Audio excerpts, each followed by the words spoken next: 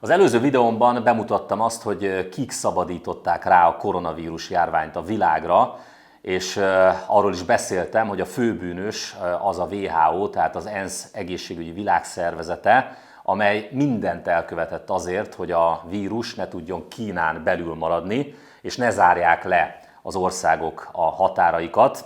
De arról még nem beszéltem, hogy a WHO és annak főigazgatója, az etióp Tedros Adhanom Ghebreyesus vajon miért is tette mindezt. De mielőtt ezt mutatnám be a mai videóban, nézzük, hogy február 24-én mit mondott Tedros Adhanom Ghebreyesus, tehát a WHO főigazgatója. A genfi sajtótájékoztatóján kijelentette, hogy a pandémia, azaz a több kontinensre kiterjedő világjárvány kifejezés használata nem felel meg a tényeknek.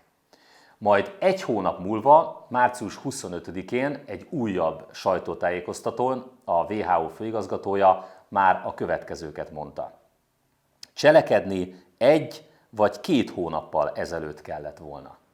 Az előző videón kapcsán tehát sokan nem értették azt, hogy az ENSZ egészségügyi világszervezete, tehát a WHO, azaz az a szervezet, amelynek éppen az lenne a feladata, hogy az ilyen világjárványokat megakadályozza, vajon miért követett el mindent azért, hogy a járvány, a koronavírus ne maradhasson Kínán belül, és az országok ne zárják le a határait, de hogyha elolvassuk a The Federalist cikkét, akkor pillanatok alatt megértjük, hogy valójában Tedros Adhanom Ghebreyesus, tehát a WHO főigazgatója valójában miért cselekedett így. A The Federalist azt írja, hogy Kína a színfalak mögött fáradhatatlanul lobbizott annak érdekében, hogy elősegítse Tedros megválasztását, aki korábban a marxista és erőszakos politikát folytató Etióp Népi Forradalmi Demokratikus Frontnak volt a tagja. Ez a félelmetes, szélsőbaloldali mozgalom felelős az emberi jogok súlyos megsértéseiért, mint például a kínzás, az elnyomás vagy éppen a választási csalások.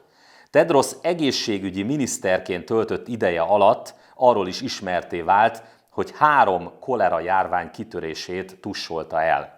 Tedros barátunk tökéletes báb Kína számára, ugyanis az Etióp Népi Forradalmi Demokratikus Front már korábban is a kínai kommunista párt szövetségese volt. Etiópia fővárosát, Addis Abebát úgy is nevezik, hogy Kína által épített város, hiszen a város építését a kínai kommunista párt finanszírozta, a metró rendszertől kezdve az autópályáig és felhőkarcolókig, és szintén Kína támogatta $200 millió az Afrikai Unió székhelyének felépítését, ami ugyancsak itt az etióp fővárosban található. Továbbá több mint 400 kínai kiemelkedő projekt is fut Etiópiában, amelyeknek az összértéke mintegy $4 milliárd. Mindezek után nem meglepő, hogy Tedros Adhanom Ghebreyesus nagyon hálás Kínának, és a megválasztása óta igyekszik megszolgálni a bizalmat. A főigazgató kinevezése után Tedros gyorsan visszafizette Kína támogatását. A választás utáni első napon támogatását fejezte ki a kínai kommunista párt Tajvannal szemben támasztott követeléseivel kapcsolatban.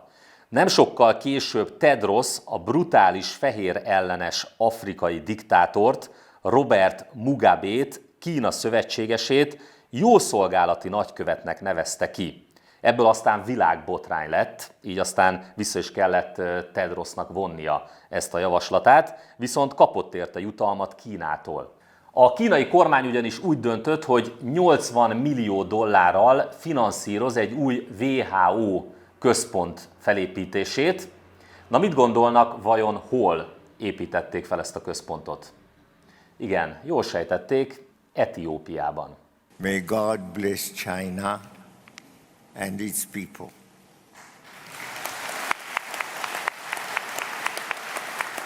De ennél is sokkal fontosabb, hogy voltak, akik a jelek szerint előre tudták, hogy jönni fog ez a koronavírus világjárvány. Bár tudjuk, hogy mesterségesen is elő lehet állítani a vírust, és vannak, akik összefüggést látnak a járvány kitörése és aközött, hogy kínai kutatókat, név szerint dr. Kiut és a férjét, illetve kínai hallgatóikat eltávolították tavaly nyáron Kanada egyetlen 4-es fokozatú biztonsági laboratóriumából, a Nemzeti Mikrobiológiai Laboratóriumból nemzetbiztonsági kockázatokra hivatkozva, sőt, olyan hírek is megjelentek, amelyek mindezt azzal is összefüggésbe hozták, hogy ugyanennek a Nemzeti Mikrobiológiai Laboratóriumnak a vezetője, Frank Plummer, az idén, február 4-én egy Nairobi konferenciára utazva váratlanul meghalt, állítólag szívinfarktus végzett vele, de ahogy azt az előző videómban már bemutattam, egyenlőre a kutatások azt mutatják, hogy ezt a koronavírust nem laboratóriumban és nem mesterségesen állították elő, így aztán ezeknek az elméleteknek egyenlőre nincs igazán jelentősége. Ennél tehát sokkal fontosabb, hogy már 13 évvel ezelőtt, tehát 2007-ben kínai kutatók előre jelezték, hogy ez a mostani koronavírus járvány bármikor kitörhet. Az Amerikai Mikrobiológiai Társaság, amely a világ egyik legnagyobb és legrégebbi tudományos társasága, 2007-ben tette közzé azt a tanulmányt, amelynek a címe Súlyos akut légzőszervi szindrómát okozó koronavírus, mint egy újonnan megjelenő fertőzés kórokozója. Rögtön a tanulmány elején ezt olvashatjuk. Az a megállapítás, hogy a patkós denevérek a SARS-CoV-szerű vírus természetes hordozói, és hogy a cibetmacska az amplifikációs, tehát a vírust úgymond felerősítő gazdaszervezet, arra figyelmeztet minket, hogy a vadon élő állatok esetében és a kínai nedves piacokon felértékelődik a biológiai biztonság, hiszen ezek a helyek a kialakuló fertőzések forrásaként, kiinduló helyeként szolgálhatnak. A tanulmány Készen kellene állnunk a SARS újbóli megjelenésére című fejezetében pedig a következőket írják. A koronavírusokról ismert, hogy genetikai rekombináción mennek keresztül, ami új genotípusokhoz és járványkitörésekhez vezethet. A SARS-CoV-szerű vírusok nagy mennyisége a patkós denevérekben, valamint az egzotikus emlősök fogyasztását jelentő táplálkozási kultúra Dél-Kínában egy időzített bomba. Az állatokból vagy laboratóriumokból származó SARS és más új vírusok újbóli megjelenésének lehetőségét ezért a felkészültség szempontjából nem szabad figyelmen kívül hagyni. A fenti tanulmányt 4 kínai kutató írta 2007-ben, és Kína semmit nem tett ezután a tanulmány után sem, záratta be a nedves kínai piacokat, és nem tiltotta be ezeknek az egzotikus vadállatoknak a fogyasztását. Ezt Kína már csak akkor tette meg idén, amikor a járvány kitört. De nem csak a kínaiak tudták előre, hogy egy ilyen típusú világjárvány kitörhet, és erre az emberiség nincs felkészülve. Nézzék csak, mit mondott 5 évvel ezelőtt a világ második vagy harmadik leggazdagabb embere, Bill Gates. So next time we might not be so lucky. You can have a virus where people feel well enough while they're infectious that they get on a plane or they go to a market. The source of the virus could be a natural epidemic like Ebola, or it could be bioterrorism. And so there are things that would literally make things 1,000 times worse. In fact, let's look at a model of a virus spread through the air like the Spanish flu back in 1918. So here's what would happen. It would spread throughout the world very, very quickly. And you can see there's over 30 million people die from that epidemic. So this is a serious problem. We should be concerned. Ennek ellenére sem az államok, sem a WHO, sem a világ egyik leggazdagabb embere, Bill Gates és társa, Warren Buffett, aki a világ szintén második vagy harmadik leggazdagabb embere, szóval az általuk gründolt alapítványok sem készítették fel az emberiséget egy ilyen járvány kitörésére. A járvány pedig, ahogy azt megjósolták, megérkezett. És ahogy az állatvilágnak, úgy az emberek világának is megvannak a hiénái, dökkesejűi. Vannak a kisebb hiénák és a kisebb dökkesejűk.